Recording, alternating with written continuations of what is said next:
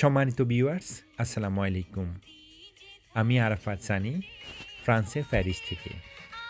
আজকে আমি আপনাদের দেখাবো কিভাবে পিৎজা তৈরি করতে হয়। পিৎজা তৈরি করার প্রসেস অত্যন্ত সহজ। আপনি চাইলে এই কাজ শিখতে পারেন। বর্তমানে ইউরোপে পিৎজার কাজের চাহিদা অনেক বেশি।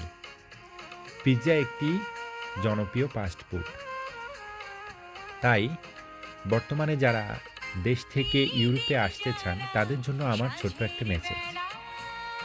রেস্টুরেন্ট বিষয়ক শিক্ষা অর্জন করা এবং খাবার তৈরি করা এবং রান্নাবান্নার কাজ, এইসব কাজের চাহিদা ইউরোপে অন্যান্য কাজের তুলনায় অনেক বেশি।